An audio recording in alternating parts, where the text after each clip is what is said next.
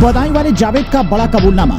ठेकेदार विनोद के बच्चे ही क्यों, जावेद ने खोला राज। मैं बदायूं का जावेद, साजिद मेरा बड़ा भाई था। उसकी शादी को कई साल हो गए थे, कोई बच्चा नहीं था। उसने हर तरकीब अपनाई, पर जब बच्चा नहीं हुआ तो दूसरों के बच्चों से नफरत करने लगा और आयुष आहान के साथ भी उसने इसी वजह से ऐसा किया। साहब मैं बिल्कुल बेकसूर हूँ। 19 मार्च को हमारा रोजा था। वो बाजार में एक खास सामान खरीद कर लाया और बोला कि शाम को कुछ अच्छा बनाएंगे तो ये काम आएगा। शाम को घर जाते वक्त उसने कहा चलो ठेकेदार विनोद के घर होकर आते हैं। बाइक से विनोद के घर पहुंचा तो मुझे बोला कि तुम बाहर रहो, मैं अंदर से आता हूँ। कुछ ही देर बाद साजिद भागता हुआ आया। परिवार के लोग शोर मचाने लगे। मैं डर के मारे बाइक से भाग गया। वो जंगल की ओर गया, वहाँ पुलिस ने पकड़ लिया। मैं इस डर से दिल्ली भाग गया कि मेरा भी हाल कहीं साजिद वाला न हो जाए। लेकिन जब दबिश बढ़ने लगी तो गुरुवार को मैं खुद सरेंडर करने पहुंच गया। इसके आगे जावेद ये भी कहता है कि साजिद को दुकान के सामने वाले घर में घुसना आसान लगा। विनोद के घर आना जाना भी था, इसीलिए उसने ऐसा किया। हालांकि पुलिस अभी जावेद के इन बयानों को सच नहीं मान रही है, क्योंकि इस बयान से 5 बड़े सवालों के जवाब नहीं मिलते हैं।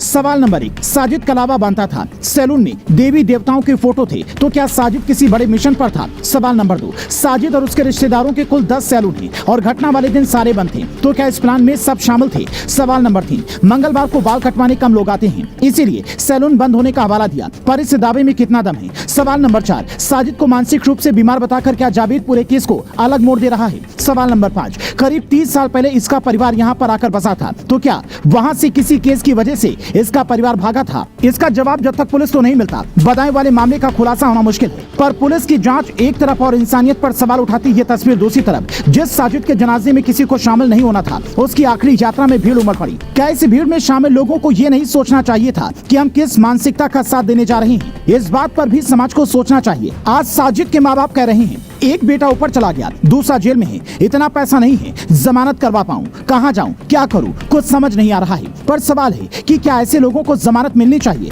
ये तय कोर्ट को करना है कि किसे जमानत मिले और किसे सजा। पर पूरा कबूलनामा सुनने के बाद समाज क्या सोचता है, ये जानना भी बेहद जरूरी हो जाता है। वो भी ऐसे वक्त में जब पूरा उत्तर प्रदेश और पूरा देश एक सुर में कह रहा है कि ऐसे हर सैलून की जाँच होनी चाहिए जिसमें साजिद जैसी मानसिकता वाले लोग रहते हैं।